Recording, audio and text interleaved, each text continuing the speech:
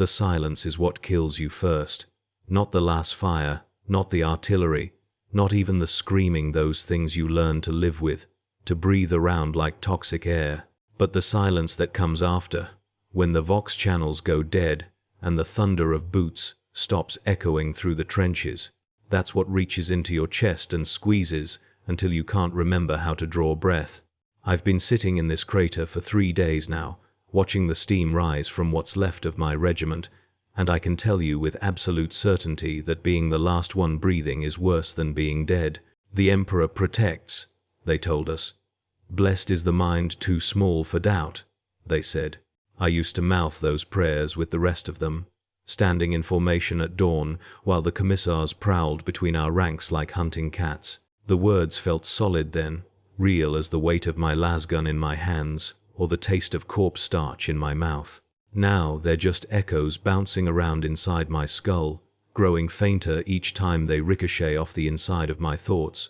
The Emperor protects everyone except me, apparently. Everyone except Guardsman Corvex of the 47th Mordian Shock Troops, Service number 47 Delta 9972, born on some nameless hive world to parents whose faces I can no longer recall. The mud beneath me has turned the color of dried blood mixed with rust, and it squelches whenever I shift position. The sound reminds me of the field kitchens back at the staging grounds, the way the grox meat used to slap against the preparation tables. Everything here reminds me of something else, something cleaner. Something that existed before this world decided to eat my regiment alive, one bite at a time. The air tastes like copper pennies and burning promethium, and when I run my tongue across my lips I can feel the grit of pulverized rockcrete grinding between my teeth. My voxcaster died sometime during the second day, right in the middle of a transmission from command. One moment I could hear Colonel Vast's voice crackling through the static, barking orders about ammunition resupply and casualty reports, and then nothing but the soft hiss of dead air. I've been clicking the transmit switch ever since, speaking into the void like a madman reciting catechisms to the darkness. Sometimes I pretend I can hear responses, ghostly voices telling me that reinforcements are coming, that the transport ships are already burning through the atmosphere with fresh troops and supplies. But pretending makes it worse, somehow. It makes the silence that follows feel even more complete. The battlefield stretches out before me like an open wound in the planet's flesh. Shell craters dot the landscape in overlapping circles, each one a perfect monument to Imperial firepower turned against itself. Because that's what this was, in the end, not a glorious victory against the enemies of mankind, but a catastrophic miscalculation that turned 3 regiments of the Emperor's finest into fertilizer for this Emperor-forsaken rock. The orbital bombardment coordinates were off by 7 degrees. 7 degrees. That's all it took to transform the 47th Mordian, the 23rd Cadian, and the 15th Valhallan into smoking meat, scattered across 2 square kilometers of churned earth. I can see pieces of Trooper Mendez from here. What's left of him anyway? His helmet sits perched on a twisted piece of rebar like some kind of grotesque scarecrow, the regimental number still visible despite the scorch marks. He was standing right next to me when the first barrage hit, close enough that I could smell the recaf on his breath when he leaned over to ask if I had any spare power packs. The explosion that took him sprayed me with fragments of his flak armor and enough of his blood to paint my uniform a different color entirely. I keep expecting him to call out to me, to ask for help putting himself back together, but the dead don't speak. They just lie there in pieces, serving as silent testimony to the Imperium's infinite capacity for spectacular failure. The commissar's body is about 50 meters to my left, or at least what I assume is the commissar's body. The bolt pistol beside the mangled corpse is the only way I can tell for certain. That, and the tattered remnants of the peaked cap.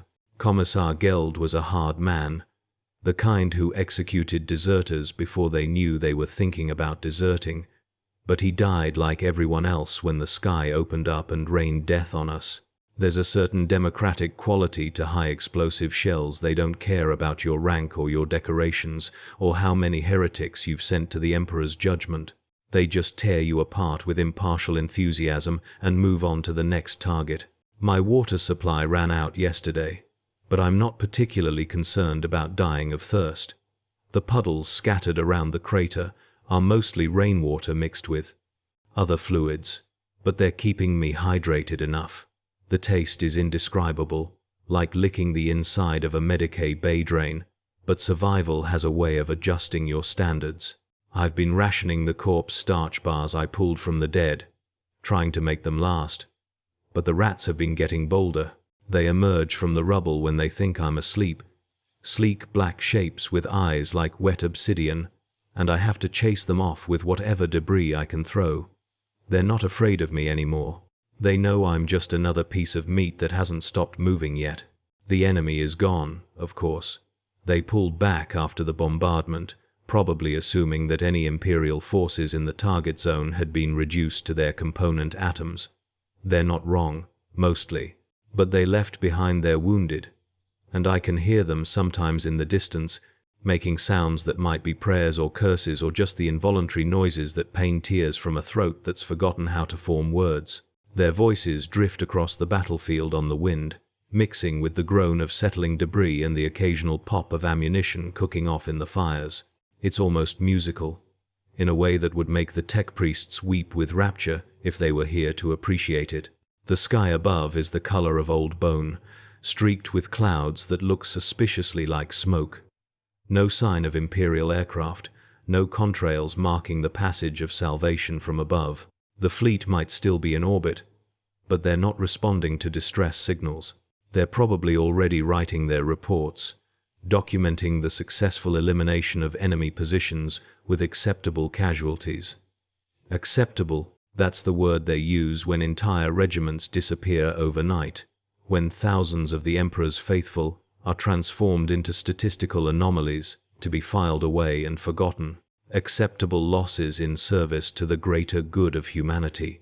I've been composing letters in my head, messages to families that will never receive them. Dear citizen, we regret to inform you that your son died for the Emperor and will be remembered always. Except he won't be remembered. Not really. His name will be recorded in some vast databank on some distant world, one entry among billions, and then even that will be forgotten when the storage drives fail, or the archivists die, or the bureaucrats decide that records from this particular campaign aren't worth preserving. We're all just numbers in the end, digits in an equation too large for any human mind to comprehend. The worst part isn't the death or the pain, or even the knowledge that I'm probably going to die alone in this crater. The worst part is the realization that this is normal, that somewhere in the galaxy, this exact scenario is playing out 1,000 times over. Imperial Guard regiments are dying in friendly fire incidents on worlds whose names I'll never know, and their last survivors are sitting in their own craters, composing their own mental letters to families they'll never see again. It's a machine, the Imperium, a vast, grinding machine that feeds on human lives and produces nothing but the continuation of its own existence. And I'm just a broken gear that hasn't been swept away yet. The sound of my own breathing is starting to annoy me. It's too loud in the silence, too regular, too alive. Everything else here is dead or dying, but my lungs keep pulling in air and pushing it out again with mechanical persistence. Sometimes I hold my breath just to experience the quiet, but then my body betrays me and forces me to gasp, shattering the perfect stillness with the wet sound of air rushing into blood-flecked lungs. Even my own body won't let me rest. I've been counting things to keep my mind occupied. 17 empty shell casings scattered around my position. 5 corpses I can see without turning my head. 3 guardsmen, 2 Xenos. The guardsmen still wear their tags. I can read Martinez's name from here. Can see where the plasma bolt took half his face. The Xenos are harder to identify in death. Their chitinous forms collapsed into irregular heaps that look more like discarded armor than anything that once drew breath.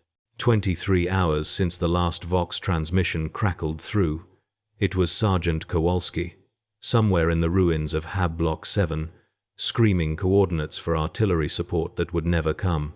The transmission cut off mid-sentence with a sound I try not to think about. I've been cycling through frequencies ever since, listening to nothing but static and the occasional burst of interference that might be Imperial signals from another world, another war, another doomed regiment, bleeding out under alien skies. The dead tell stories if you know how to read them. Private Chen lies 40 meters to my left, his lasgun still clutched in hands that have gone the color of old parchment. The pattern of blood splatter on the wall behind him suggests he died facing the enemy, firing until the end. Good man, Chen, never complained, not even during the death march through the rad wastes when half the company was vomiting blood and begging for the Emperor's mercy. He deserved better than this anonymous grave in the rubble of a world whose name I've already forgotten. Corporal Flynn is harder to look at. Something with too many teeth got to him before he could use the melter charge clipped to his belt. The charge is still there, intact, its red activation rune glowing faintly in the perpetual twilight. One squeeze of my finger, and this entire section would become a crater, taking me and whatever's left of my squad with it. It would be clean, quick, final, but duty is a chain that binds even when hope has rotted away. And somewhere in the doctrinal mantras beaten into my skull during training is the knowledge that a guardsman's life belongs to the Emperor, not to himself. Time moves differently when you're alone with the dead. Minutes stretch like hours, but entire days can pass in what feels like heartbeats. I've watched the light cycle through its pattern 7 times now. The sickly green dawn that passes for daylight on this Emperor-forsaken rock. The gradual shift to amber afternoon, then the deep purple that means another day has died. 7 days, or maybe it's been 7 minutes repeated over and over in some fever dream. My chronometer stopped working after the shrapnel took a piece out of my left arm, and I never bothered to dig out a replacement from the corpses. What would be the point? Time only matters when you have somewhere to be. The water ran out yesterday, or what I think was yesterday. The recyc unit in my armor gave up after the acid rain ate through the intake filters, leaving me with nothing but the metallic taste of my own dehydration. I've been sucking moisture from the condensation that forms on my rifle barrel during the cold periods, mixing it with the copper flavor of blood from where I've bitten through my tongue. It's not enough to sustain life, but it's enough to postpone death, and right now that's all I can ask for. Food is less of a concern. The ration bars in my pack will keep me alive for another few days if I'm careful, though the thought of eating anything makes my stomach clench with revulsion. I tried to force down half a bar this morning, and spent 20 minutes dry heaving into the dirt. My body is starting the process of shutting down, prioritizing vital functions, and abandoning everything else. Soon I won't be hungry anymore.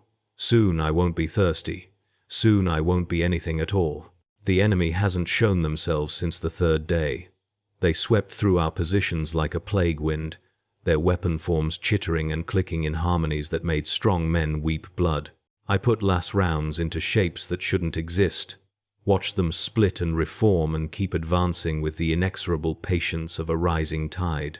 They took our heavy weapons first, surgically removing anything that could threaten their larger forms. Then they began the harvest. I've been trying to remember why we came here. The briefing feels like a lifetime ago. Some babble about strategic resources and imperial interests, the same words they use to justify sending guard regiments into the meat grinder on 1,000 different worlds. Probably minerals, or archaeotech, or maybe just the symbolic importance of planting the Aquila on another rock in the void. It doesn't matter now. The only strategic resource left on this world is me, and I'm not worth the fuel it would cost to extract. The worst part isn't the solitude or the thirst or the certainty of death. It's the knowledge that this has happened before and will happen again. Right now, on 100 different worlds scattered across the galaxy, other guardsmen are crouched in other ruins, counting their remaining rounds and listening to the silence where their comrades used to be. The Imperium of man is vast beyond comprehension, and we are the grains of sand that fill its hourglass, falling one by one through the narrow neck of fate until nothing remains but the echo of our passing. My lasgun has 37 shots left. I've been checking obsessively, sliding out the power pack and watching the charge indicator pulse with its one blue light. 37 chances to sell my life dearly when they finally come for me. It won't be enough. It never is. But it's something to hold on to in the hours when despair threatens to drown what's left of my reason. Sleep comes in fragments now, shallow dreams filled with the faces of the dead. They don't speak, just stare with empty sockets that once held eyes bright with purpose. Sometimes I wake to find myself calling out names. Martinez, Chen, Flynn, others from squads that died weeks ago in fighting I can barely remember. My voice cracks on the syllables, rusty with disuse, and the sound echoes off the rubble in a way that makes me feel even more alone. The Emperor protects. That's what they taught us in the Schola, what the commissars reminded us of before every engagement. The Emperor protects the faithful, the dutiful, the brave. But the Emperor's protection feels very far away from this graveyard of shattered dreams and broken bodies. Perhaps faith requires better men than me to make it work. Perhaps the Emperor's protection was never meant for expendable soldiers dying forgotten deaths on the edge of nowhere. I've been talking to the corpses, not conversations. I'm not that far gone yet. Just occasional comments about the weather or tactical observations about enemy movement patterns. Chen was always good for tactical discussions when he was alive, and death hasn't changed his patient attention to detail. Flynn just stares at the sky with what's left of his face.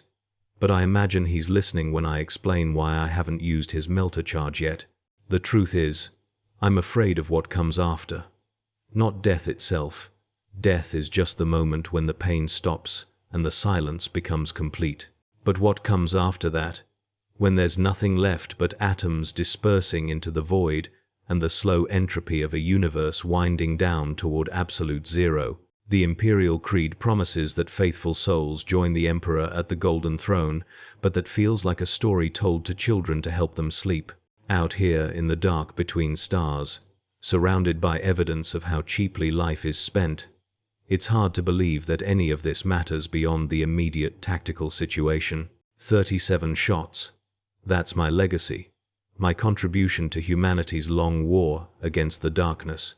37 chances to prove that the Guard dies standing, that even the last man on a forgotten world can make the enemy pay for their victory. It won't change the outcome. Nothing can do that now, but it might matter to someone, somewhere, in ways I'll never know. The light is fading again, painting the ruins in shades of purple and gold that would be beautiful under other circumstances. The silence stretches longer now between the distant sounds of battle. Sometimes I catch myself holding my breath, listening for the familiar crack of las fire or the rumble of armor, but increasingly there's nothing but wind through broken stone and the settling groans of damaged structures. The 47th Vostroyan might as well have never existed for all the noise we make now. I've moved 3 times since dawn, each position a little higher in the ruins, giving me better sight lines but worse escape routes. The mathematics of desperation, trade mobility for vision, hope for a few more meaningful shots before the inevitable. My legs protest every movement, muscles stiff from hours of stillness and cold, but the body adapts. It always adapts, until it can't. The Xenos came again an hour after first light, a probing advance that felt almost casual. 3 of them, moving with that fluid grace that makes my skin crawl, testing the eastern approaches. I gave them 30 meters, let them think the sector was clear, then put a last bolt through the lead creature's center mass. The shot was clean, the kind drill sergeants dream about. Textbook form, proper breathing, smooth trigger squeeze. The thing dropped without a sound. Its companions melted away into the rubble like they'd never been there at all.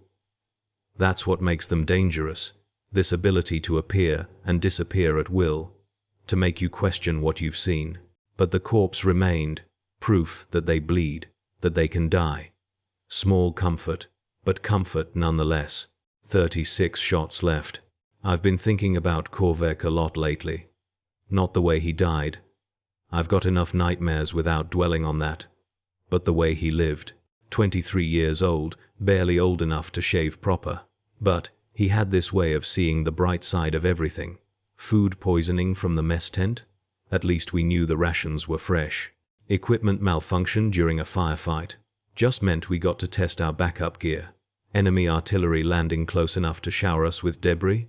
Free massage from the throne itself. The others used to call him mad, and maybe he was, a little. But madness has its place in the Guard. Sometimes it's the only thing that keeps you sane. He'd have found something positive to say about this situation too.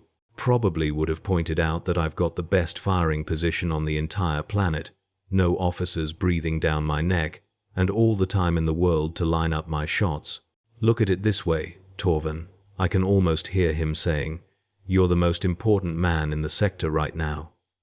No pressure though. The thought makes me smile, which feels strange. My face isn't used to the expression anymore. Movement catches my eye. A flicker of shadow where shadow shouldn't be. I track it through my scope. Watching. Waiting.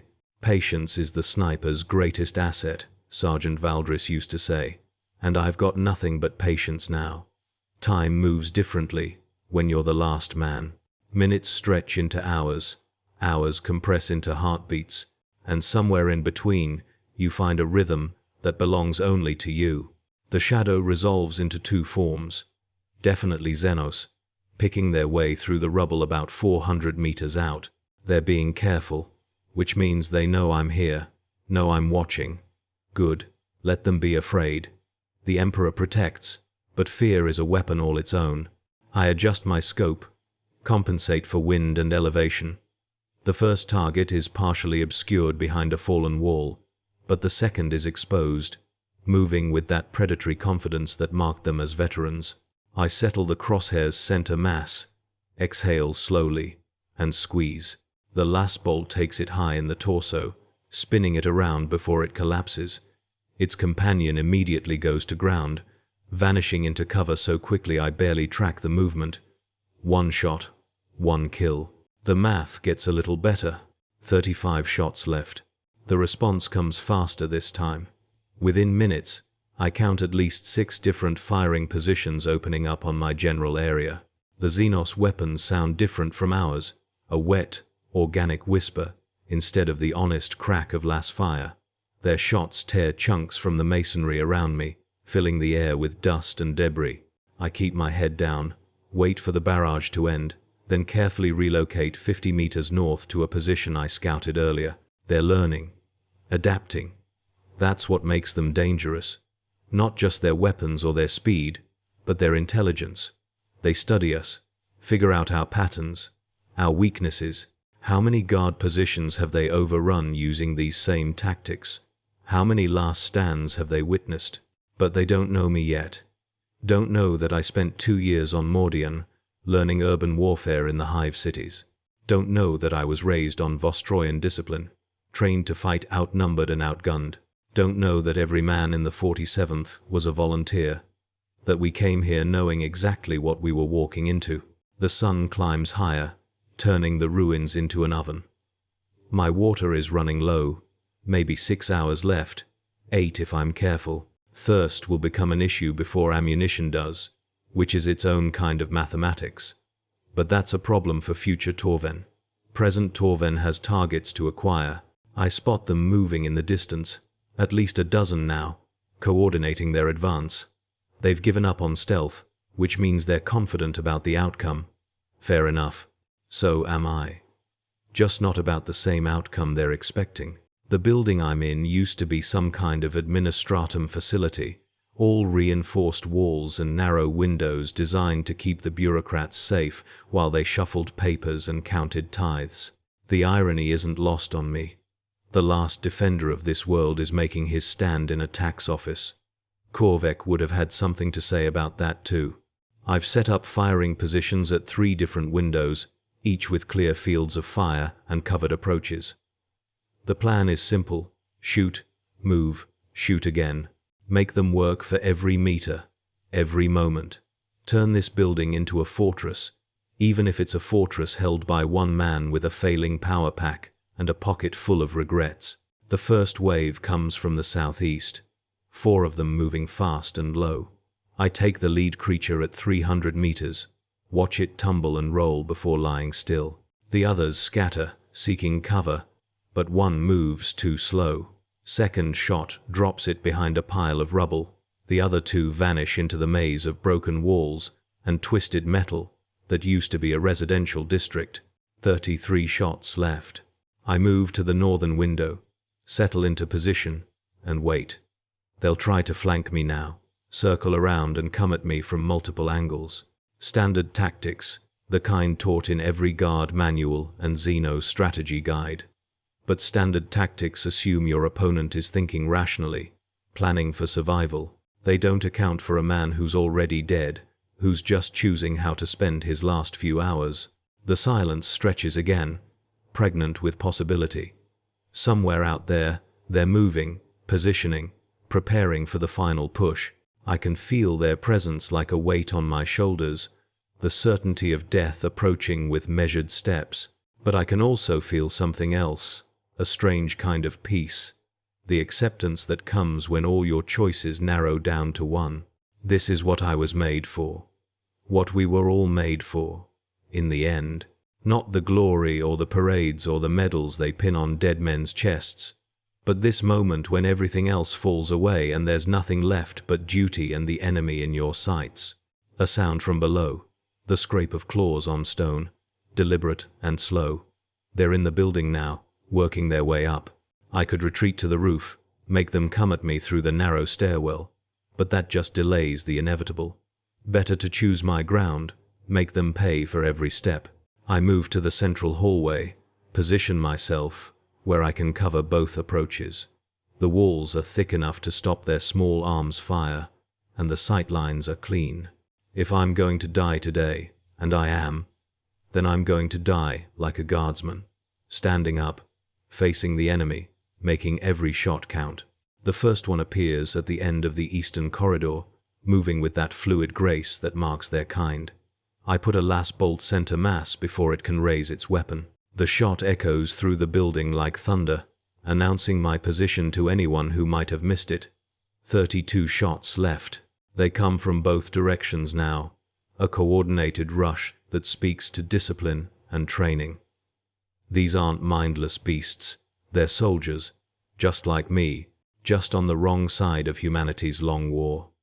I drop 2 more before they reach cover, their alien blood marking the floor in patterns that hurt to look at. 30 shots left. The building shakes as something heavy hits the exterior wall. Artillery, or maybe one of their heavy weapons.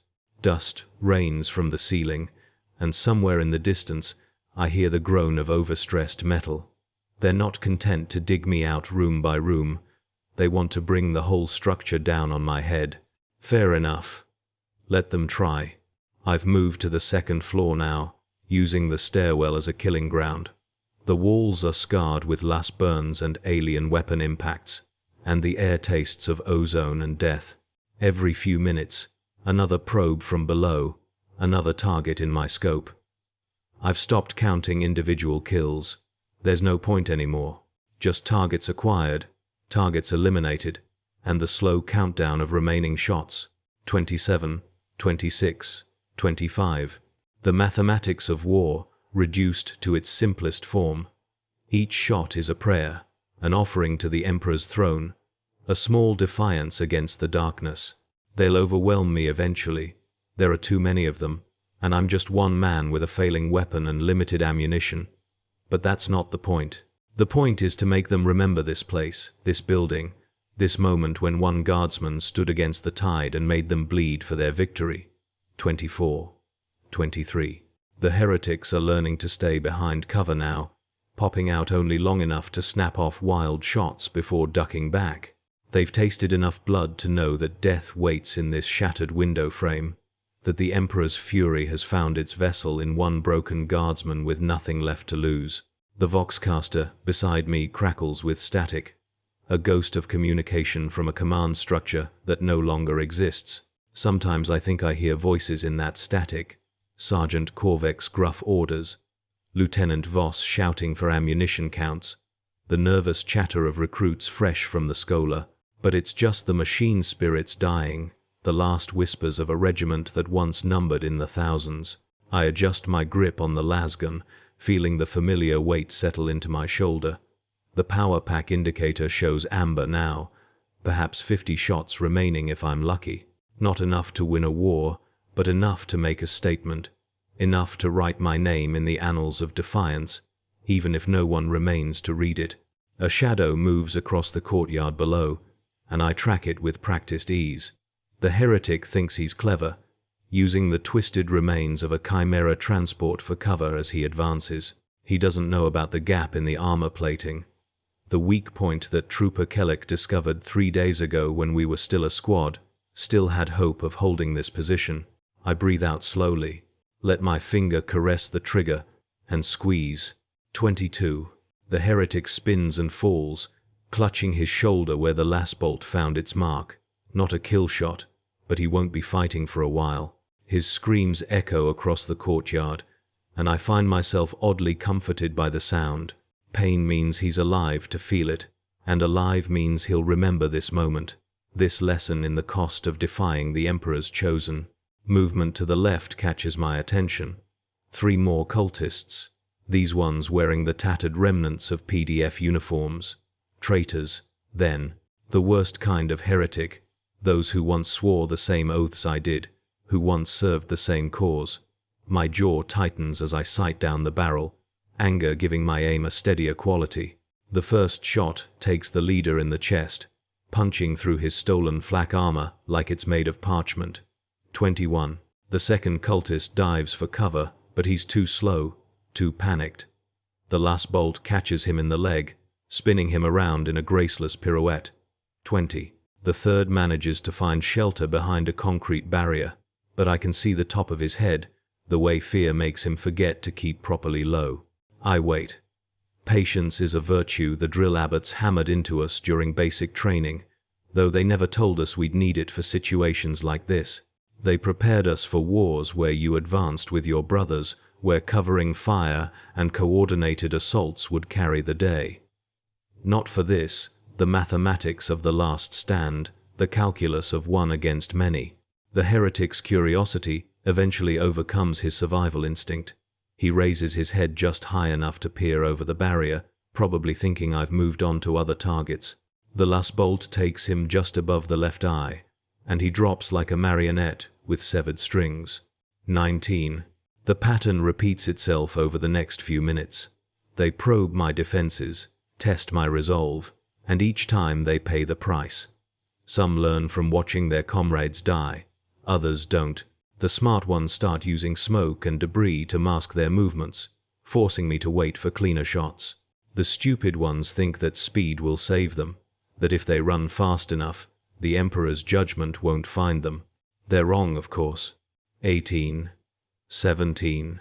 16.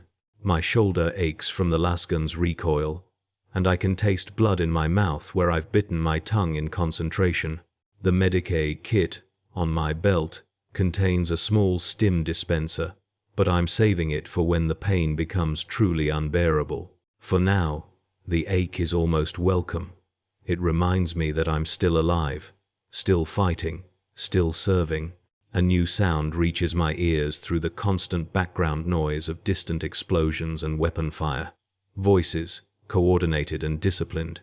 Not the rabid shouts of cultists or the guttural roars of mutation, but the clipped orders of trained soldiers.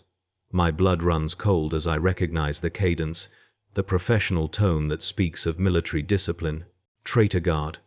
Not mere PDF turncoats, but actual Imperial Guard units that have fallen to chaos. This changes everything. I shift position, moving away from the window to a pile of rubble that offers better protection and multiple firing angles. The Traitor Guard will have proper equipment, real training, tactical doctrine. They won't make the mistakes the cultists did. They'll coordinate their advance, use suppressing fire, maybe even have heavy weapons support. The first of them appears at the edge of the courtyard, and I have to admire their professionalism despite everything. They move in proper formation, covering each other's advance, using available terrain like the soldiers they once were. Their uniforms are darker now, marked with the 8-pointed star of chaos. But underneath the corruption they're still recognizably Guard. They were probably good soldiers once. Maybe they believed in the Emperor, in duty and honor, and the protection of humanity. Something went wrong along the way. Perhaps they saw too much, lost too many friends, found themselves abandoned by the very system they served. Or maybe they were simply weak, seduced by promises of power and immortality that chaos whispers to the desperate. It doesn't matter now. They made their choice, and I've made mine. The first traitor is scanning the upper floors of the building when my last bolt finds him. 15. He drops without a sound, professional to the end. His comrades react immediately, diving for cover and returning fire with disciplined precision. Last bolts sizzle through the air around me, and I'm forced to duck lower behind my improvised barricade. Third floor, central position. One of them shouts, and I recognize the tactical assessment in his voice. They've located me now, which means things are about to become very interesting. I count muzzle flashes in the growing dusk, estimating numbers and positions. At least a squad, maybe more. Too many to fight directly, but the building's layout gives me advantages they don't have.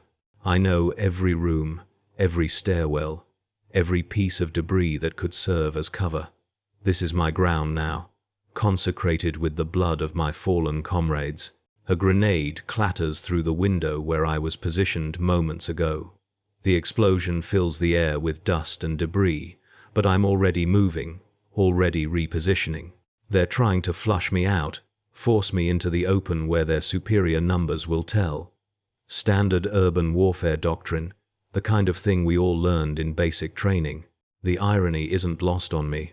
I settle into a new firing position just as the first traitor reaches the building's entrance.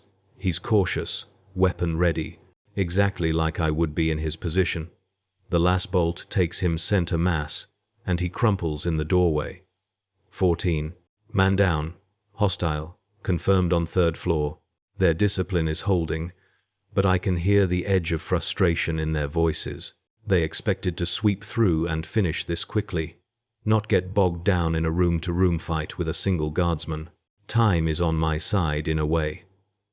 The longer this takes, the more of their resources I tie up, the less effective they are at other objectives. Boots thunder on the stairs below me, and I realize they're trying a multi-pronged assault. Smart. While one group provides covering fire from outside, another moves up through the building itself. I grab my remaining frag grenades, 2 left, and prime the first one. The explosion echoes through the stairwell, followed by screams and the wet sound of shrapnel finding flesh. I don't know how many I got, but it'll slow them down, make them more cautious about rushing the stairs. Grenades! He's got grenades! The information passes quickly through their ranks, and the nature of their assault changes. They'll be more careful now, more methodical, which means more time, more opportunities to thin their numbers.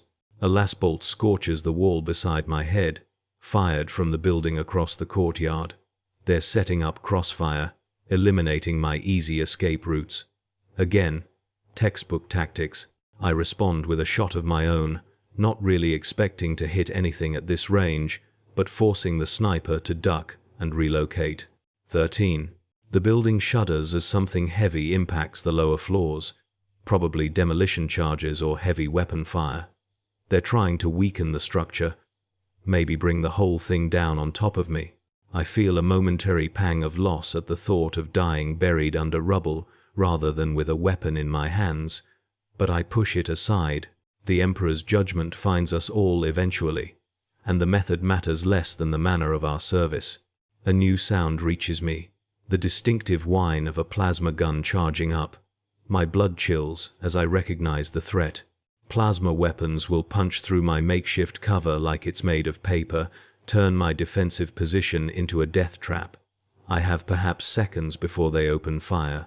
I grab the second frag grenade and my remaining ammunition, then sprint for the stairwell. The plasma discharge behind me turns half the floor into molten slag, the heat washing over me like the breath of an angry dragon. I vault over the body of a traitor I killed earlier, his uniform already singed by the plasma wash, and take cover on the second floor. The tactical situation has changed again. They have the third floor now, or what's left of it, which means they'll be coming down the stairs after me. The building's layout works against me on the lower floors. Fewer choke points, more open areas where their numbers will count. But I still have advantages. I know this building intimately now, every creaking board and loose stone, and they still have to come through doorways one or two at a time, still have to expose themselves to take me down. The first traitor appears at the top of the stairwell, moving with practiced caution. I let him take 3 steps down before I fire. 12. His body tumbles down the stairs, and I use the confusion to relocate again, moving to a position that gives me a better angle on the stairwell entrance. Contact. Second floor, eastern corridor. They're learning my patterns now, adjusting their tactics. The next group that appears moves faster, using their fallen comrade's body for cover as they advance. I manage to clip one in the shoulder, 11, before they force me back with concentrated fire. The plasma gun whines again from above, and part of the floor behind me simply ceases to exist. The heat is becoming oppressive, the air thick with smoke and the stench of melted plasteel. They're trying to herd me toward the ground floor, box me into a kill zone where they can finish this. I won't make it easy for them. The second frag grenade goes off in the stairwell as they try to advance en masse. The screams that follow it are more animal than human, but I force myself not to think about that. They made their choice when they turned from the Emperor's light. My ammunition indicator shows single digits now. 10 shots left, maybe 11 if the machine spirit is feeling generous. Not enough to win, but enough to make the ending memorable. I check my combat knife, feel the familiar weight of the monomolecular edge. When the last bolts run out, I'll have to get creative. A shadow moves past a ground floor window, and I realize they're surrounding the building completely now. No escape routes, no tactical withdrawals. This is it, then, the final act of a drama that began when my regiment first set foot on this damned world. I find myself thinking of home, of the hive city where I was born and raised. The recruiters came when I was 16, promising adventure and glory in service to the Emperor. They weren't entirely wrong. I've seen wonders and horrors beyond imagination, traveled between stars, stood on battlefields where the fate of worlds hung in the balance. This isn't how I imagined it would end, alone in a ruined building with enemies closing in from all sides. But there's a certain poetry to it, a symmetry that appeals to something deep in my soldier's soul. One man, one weapon, one final defiance against the forces of chaos. The Emperor protects, but sometimes he asks us to protect ourselves. Footsteps on the stairs again, more cautious this time. They've learned to respect the trapped animal they're hunting. I sight down the Lasgun's barrel, feeling the familiar steadiness that comes with accepting the inevitable. My finger finds the trigger, and I wait for the first target to present itself. They won't take me easily.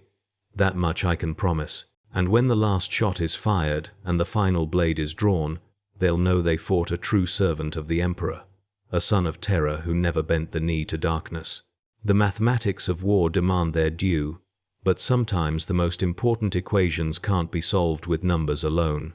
Sometimes you just have to trust in faith, duty, and the weight of a Lasgun in steady hands. The first shadow moves across my field of fire at 0347 hours. A cultist, moving with the jerky, unnatural gait of someone whose nervous system has been rewired by heretical augmentations. I track him through the scope, waiting. Patience is a guardsman's virtue, one that separates the living from the martyred. He's followed by 3 more, then a cluster of 6.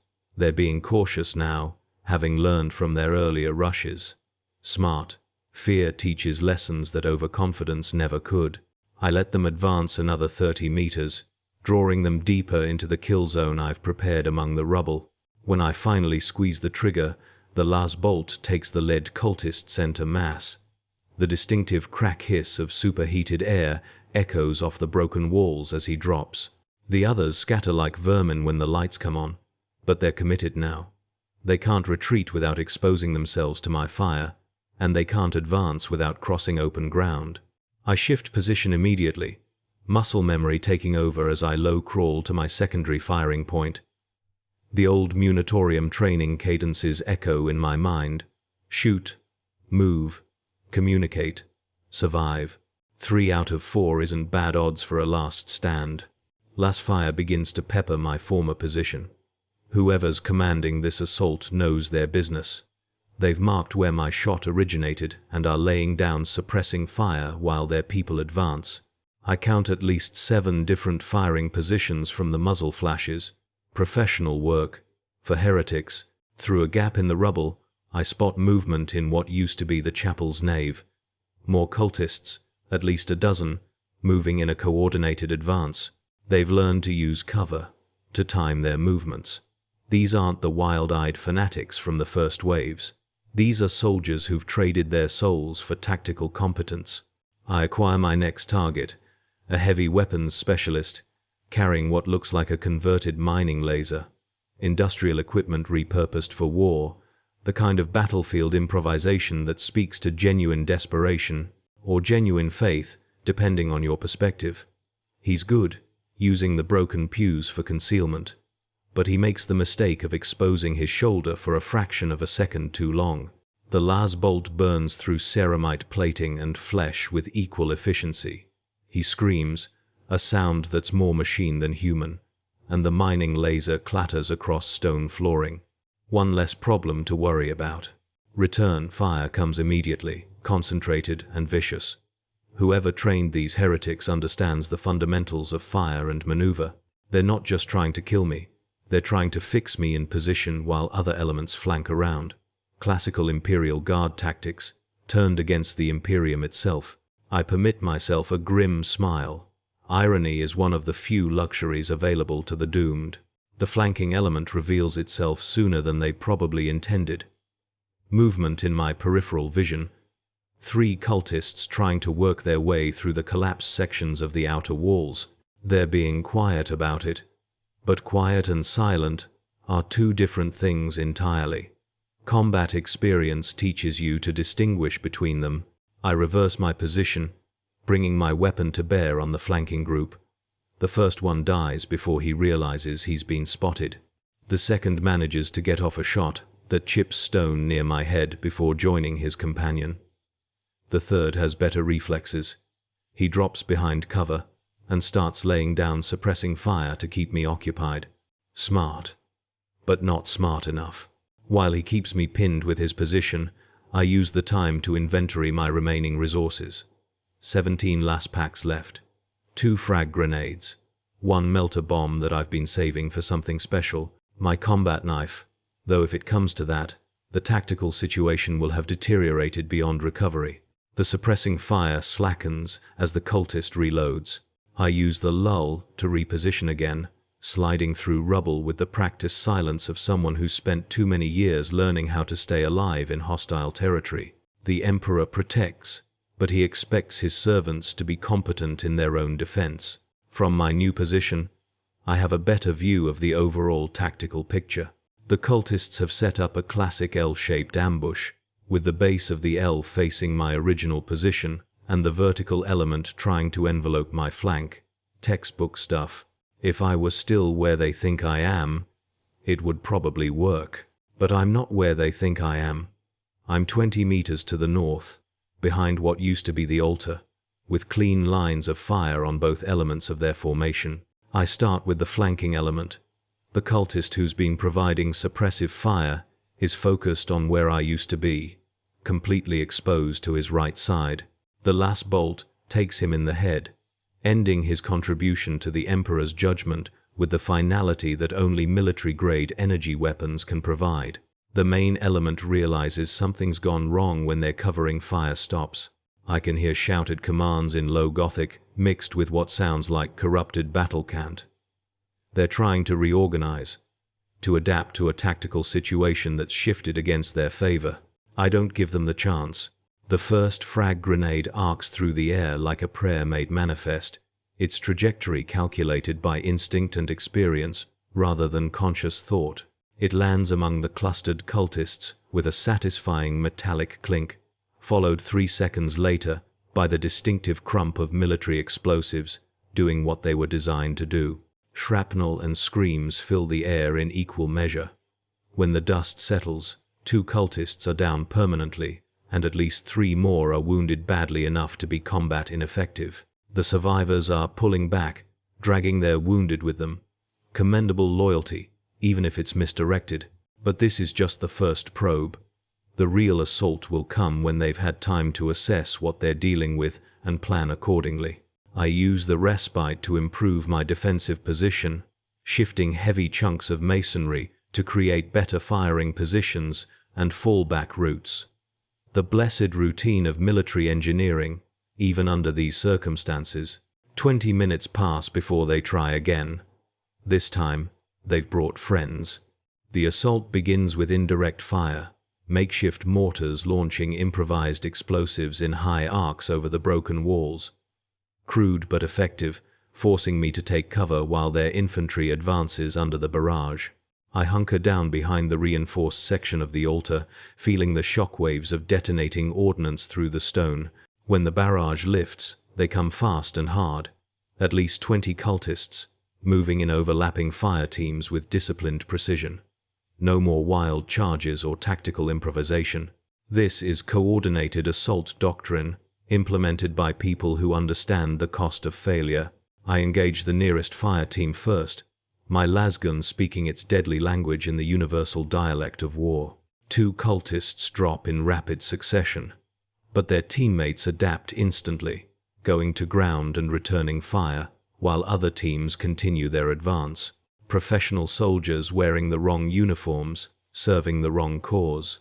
The volume of return fire is tremendous. Last bolts and solid rounds fill the air around my position, forcing me to stay low while they advance. I can hear their boots on stone, getting closer with each passing second. The mathematics of warfare are simple and brutal. Concentrated force against dispersed resistance equals predictable outcomes. But mathematics don't account for everything.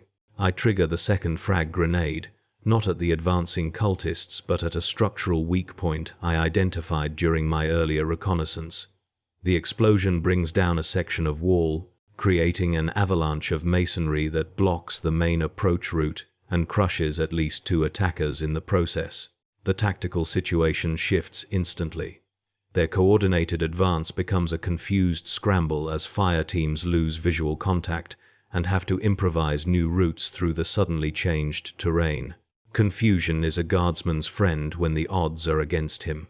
I exploit their disorganization ruthlessly, engaging targets of opportunity as they expose themselves trying to navigate the new obstacles.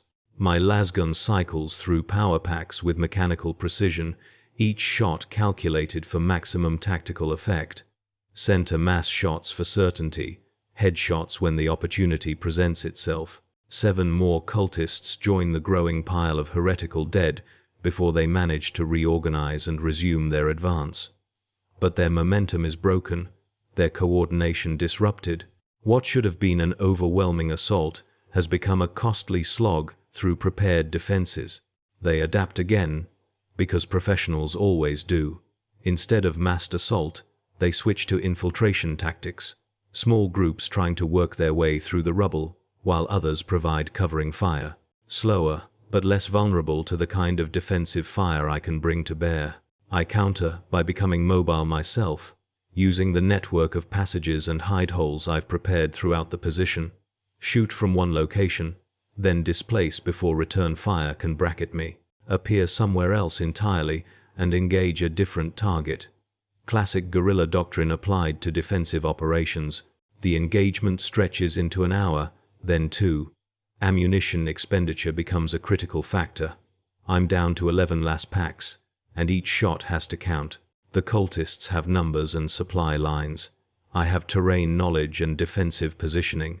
It's a trade I can maintain for a while, but not indefinitely. That's when I hear it. The distinctive whine of anti-grav generators approaching from the east. Aircraft. Probably troop transports bringing reinforcements. The tactical equation is about to shift decisively against me. Time for the melter bomb. I've been saving it for something special, and a landed transport full of fresh heretics certainly qualifies. The device is simple in concept but devastating in application. A shaped charge designed to generate temperatures hot enough to melt through tank armor. What it will do to aircraft hull metal doesn't bear thinking about, except in terms of tactical effectiveness.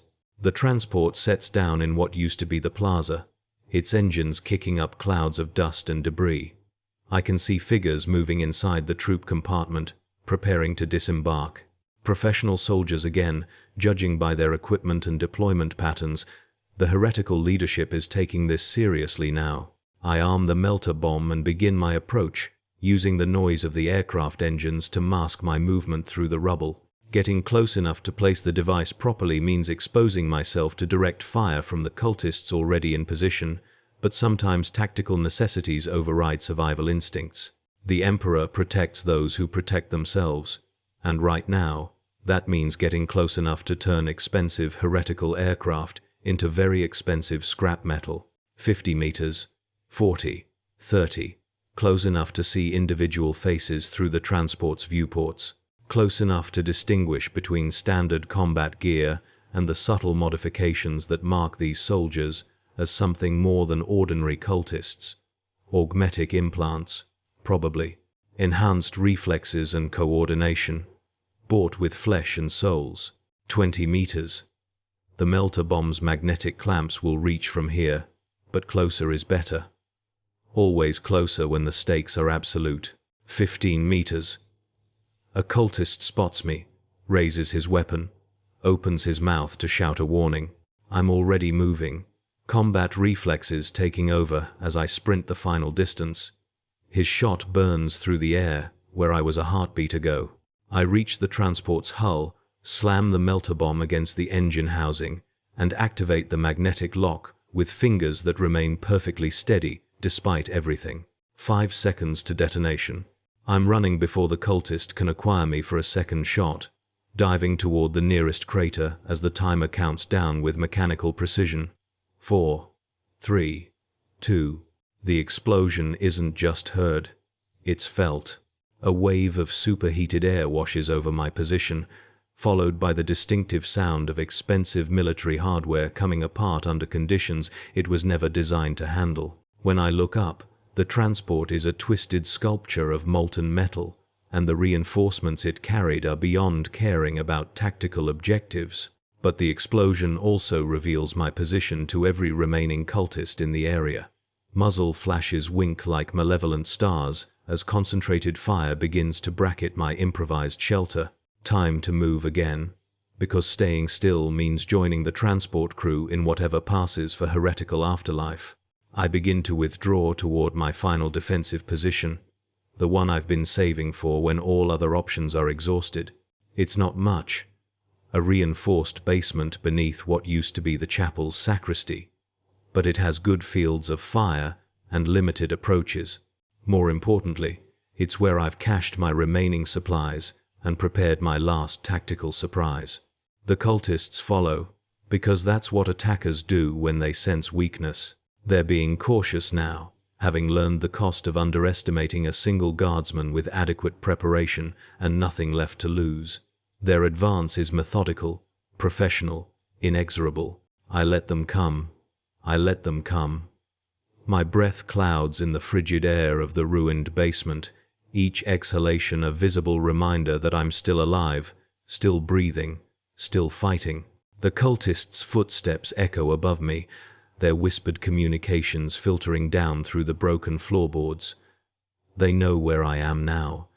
They know this is where it ends. From my position behind the overturned altar I've used as a barricade, I can see 3 separate approaches they might use. The main stairway, partially collapsed but still navigable. The hole blown in the eastern wall where their explosives weakened the structure, and the narrow maintenance shaft that connects to the building's old heating system.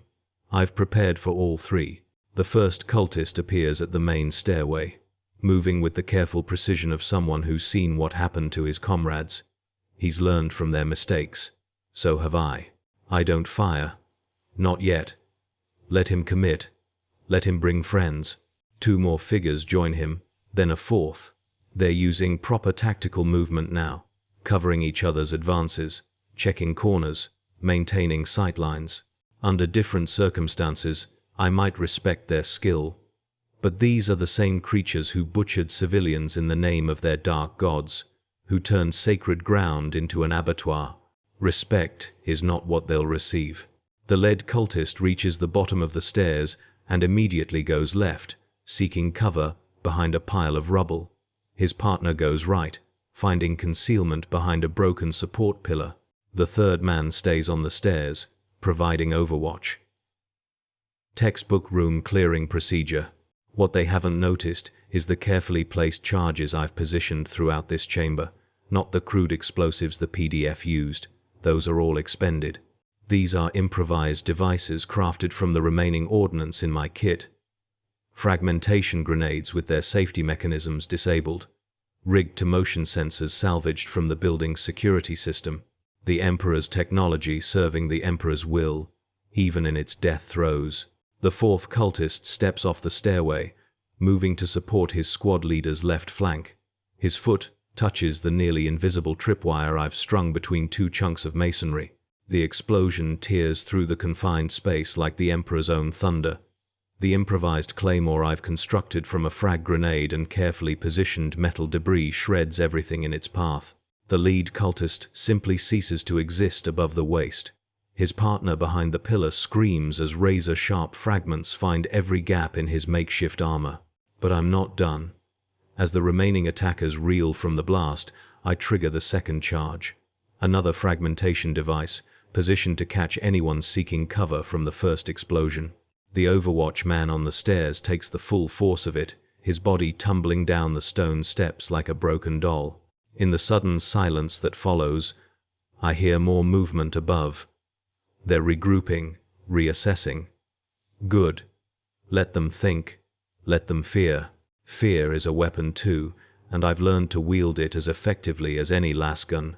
My combead crackles with static, then resolves into something almost resembling a signal. Anyone. This is Imperial Navy vessel Righteous Fury. Seeking Imperial forces. My hand freezes on the rifle grip. A Navy ship. Here? After all this time? The signal fades back into static before I can respond. It might have been a phantom transmission, a trick of damaged equipment and desperate hope, or it might have been real. Either way, it changes nothing about my immediate situation. The cultists above me won't be deterred by the possibility of Imperial reinforcements that may or may not exist. Heavy boots on the floor above mark their repositioning. They're abandoning the direct approach now, probably moving to the eastern breach point. I shift my position accordingly, maintaining sightlines to all potential entry points while keeping the altar between me and the main threats. The first new attacker appears at the eastern breach, not a cultist this time, but something worse. The figure that squeezes through the gap in the wall moves wrong, its limbs bending at angles that human joints don't allow. Mutation. The taint has progressed beyond mere spiritual corruption into physical blasphemy. I put 3 last rounds center mass. The thing staggers, but doesn't fall. Where the energy beams struck, I can see torn flesh already beginning to knit itself back together. Abhuman regeneration. The Emperor preserve me. It speaks, and its voice is like grinding metal.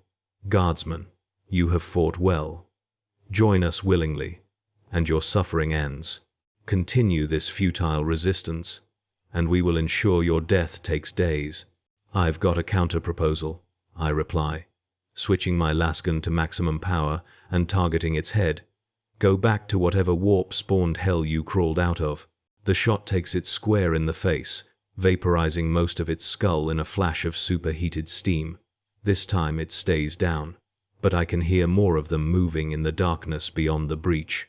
Where there's one mutant, there are always more. My power pack indicator shows red. 3 shots left, maybe 4 if I'm lucky.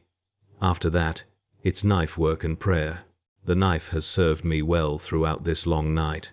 But against creatures that regenerate from wounds that would kill a normal man, steel alone might not be enough. Something scrapes against metal in the heating shaft. They're trying the third approach now, probably hoping to catch me focused on the breach. I palm one of my remaining frag grenades and roll it down the shaft. The explosion is muffled by the confined space, but the screaming that follows is entirely satisfactory. That's when the lights go out. Not just the few flickering lumens I had managed to jury-rig. Everything. Complete darkness, so absolute, it feels like a living thing pressing against my eyes. They've cut the power to the entire sector, probably using charges to destroy the local substations. Smart. In perfect darkness, their numerical advantage becomes even more pronounced. But darkness works both ways. I know this space intimately now. Every piece of rubble, every crack in the floor, every defensive position I've prepared. They're operating in unfamiliar territory, while I'm defending ground I've had hours to study and prepare. I close my eyes, relying on hearing and spatial memory. Footsteps above, moving cautiously across the ruined floor of the chapel. At least 6 distinct sets of feet, probably more. Whispered communications in that bastardized dialect that makes my skin crawl just hearing it. Something moves at the eastern breach. I fire by sound alone, the last bolt illuminating the chamber for a brief instant. In that momentary flash of light, I see them, dozens of figures moving through the ruins above, more pouring through the breach, others emerging from concealment throughout the chamber. They've been waiting. While I thought I was controlling the engagement, picking them off a few at a time, they were massing their forces for one overwhelming assault. Professional soldiers might have attacked in waves, accepting casualties to wear me down. But cultists and mutants operate by different rules. They were gathering their strength for a single devastating blow. The final battle is here. Last fire erupts from multiple positions, turning the chamber into a deadly light show. Red beams slice through the darkness, some striking stone and sending sparks cascading across the ruins. Others find flesh. I hear screams, curses, the wet sound of superheated blood vaporizing on contact. But there are too many of them. Far too many. I empty my power pack in controlled bursts, each shot carefully aimed at muzzle flashes and movement in the brief moments of illumination. 2 more figures fall, then a third. But for every enemy I drop, 2 more seem to take their place. The last gun finally runs dry with the characteristic whine of an exhausted power cell. I let it fall and draw my knife, the weight of the blade familiar and comforting in my hand.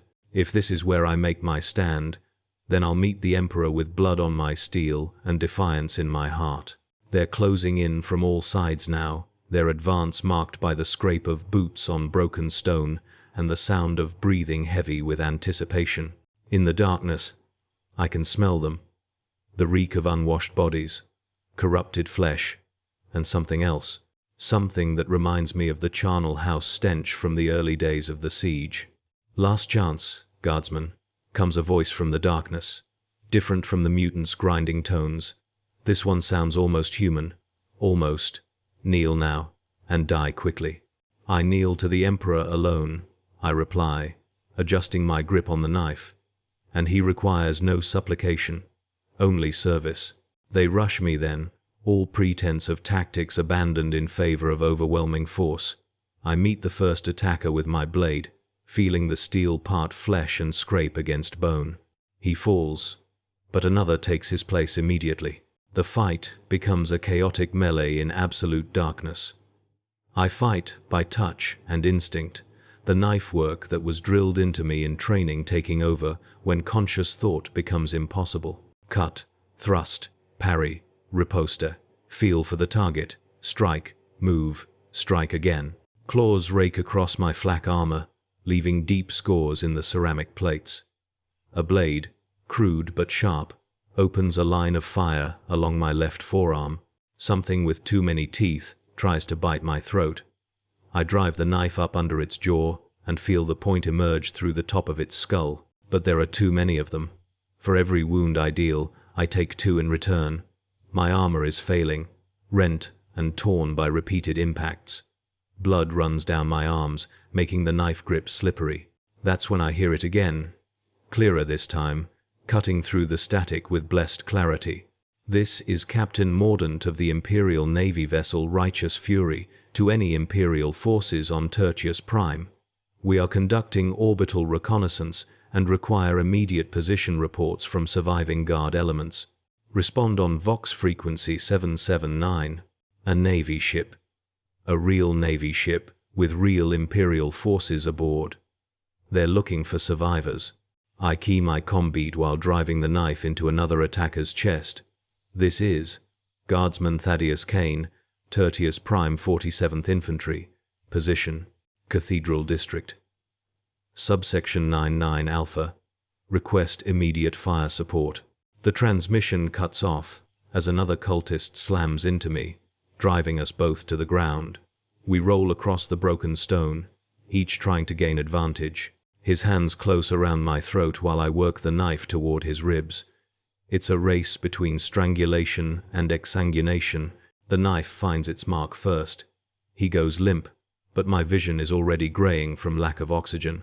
I push his corpse away and struggle to my feet, gasping for air that tastes of smoke and death. My comm-bead crackles again. Kane, this is Righteous Fury. We have your position. Fire mission is being prepared.